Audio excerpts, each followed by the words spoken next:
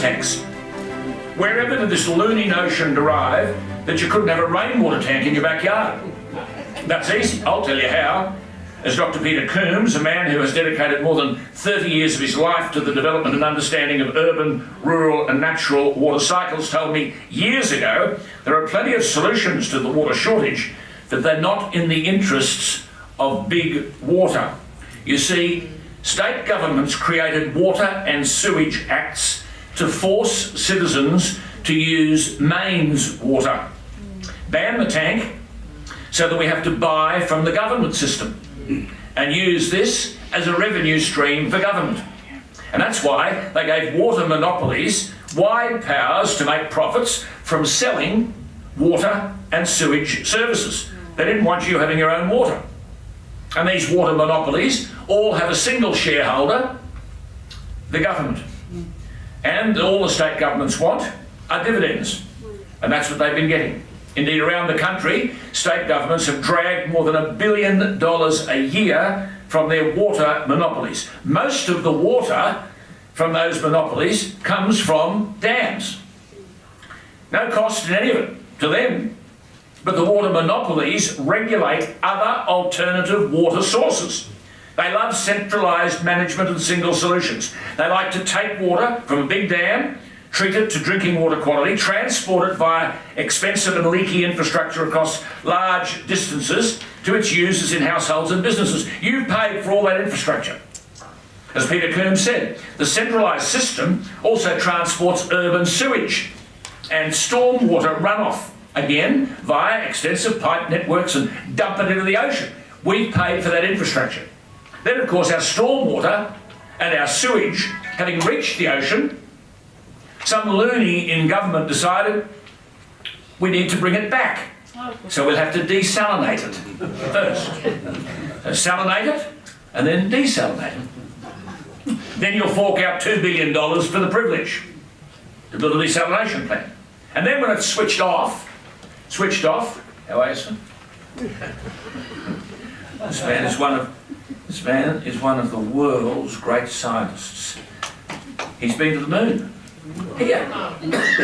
Pardon me, give me a drink, having seen you. But you're late.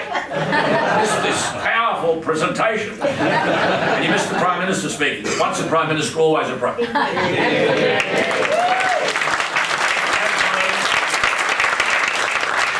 So, cop this. When the desalination plant is switched off, it costs Sydney Water ratepayers and taxpayers $579,000 a day when it's switched off, or $200 million a year.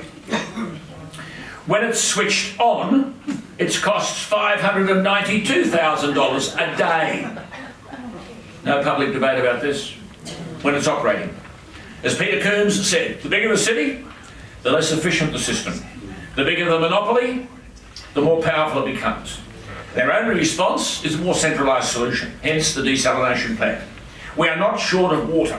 We've got any amount of sewage that can be recycled, any amount of rainwater and stormwater runoff from urban Australia that can be harvested. The volume of sewage discharged, now the pipes are sewerage and the stuff in it is sewage. The volume of sewage discharged is half the volume of total household use. Add that to the water that rushes down the gutters, even after a small rain shower, and you've got an untapped resource that means no city should be short of water. And this could happen anywhere in regional Australia. The federal government should match dollar for dollar every local government instrumentality that implements a recycling plant. We could make ourselves completely independent of Warragamba Dam. But of course, that at the end of the day is not what government wants. When did you last hear, as Peter Coombs said to me, a water authority explain that roofs were significantly more efficient for harvesting water? Now, we're experiencing a water crisis. We're not and never have been short of water.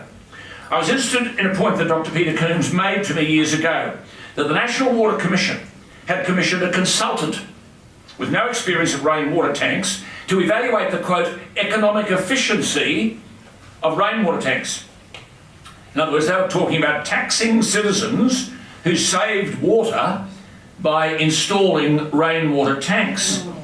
That means the economic benefits of saving water at the household area were ignored because those water savings would reduce revenue to water authorities and to state governments. So anything that Big Water can't send a bill for is considered to be an economic loss. As Peter Coombs made the point, citizens have to seek approval from a water monopoly to install a competing water source, whether it's a rainwater tank or any other proposal that will make a contribution to saving water. It's hard to escape the conclusion that government is about maintaining water revenue rather than securing a sustainable water future. Then you've got the recycling dishonesty.